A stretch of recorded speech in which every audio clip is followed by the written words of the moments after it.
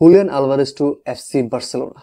আপনার কি মনে হয় যে কোনোভাবে লজিক্যালি বর্তমানে বার্সেলোনার যে কন্ডিশন এই অবস্থায় তাদের পক্ষে পসিবল হবে হুলিয়ান আলভারেজের মতো একটা স্ট্রাইকারকে সাইন করানো? যখন থেকে বার্সেলোনার নাম্বার 9 এর সমস্যাটা আরো বেশি সিরিয়াস হয়ে গিয়েছে অ্যান্ড লেভানডস্কির রিপ্লেসমেন্ট তারা অলরেডি খোঁজা শুরু করেছে, এরকম একটা রুমার ছড়াইছে, তখন থেকে কিন্তু হুলিয়ান আলভারেজের সাথে বার্সেলোনার একটা রুমার আমরা সোশ্যাল মিডিয়াতে বিভিন্ন জায়গায় কিন্তু দেখতে পারতেছি। ইভেন রিসেন্টলি আবার দেখা যাচ্ছে। আবার রিসেন্টলি যখন অ্যাথলেটিকো মাদ্রিদের হয়ে আলভারেজ নিজে পারফর্ম করছে বাট পুরো টিম যেখানে পারফর্ম করতে ব্যর্থ হচ্ছে, তখন সবাই বলছে যে আলভারেজের উচিত বার্সেলোনাতে চলে যাওয়া নেক্সট সিজনে, বার্সার উচিত আলভারেজকে সাইন করানো। বাট প্র্যাকটিক্যালি চিন্তা করেন ভাই, বার্সার ফাইন্যান্সিয়াল কন্ডিশন যতদিন পর্যন্ত সলভ না হবে ততদিন পর্যন্ত আলভারেজের মতো প্রোফাইল, যাকে আমার মনে হয় না যে অ্যাথলেটিকো মাদ্রিদ হয়তো 100 মিলিয়নের কমে ছাড়বে, এরকম একটা স্ট্রাইকারকে সাইন করানো পসিবল বার্সেলোনার পক্ষে। তো বার্সার উচিত লজিক্যালি অ্যান্ড প্র্যাকটিক্যালি চিন্তা করে এমন একটা নাম্বার 9 এর পিছনে ছুটা যাকে আসলে অ্যাফোর্ড করতে পারবে।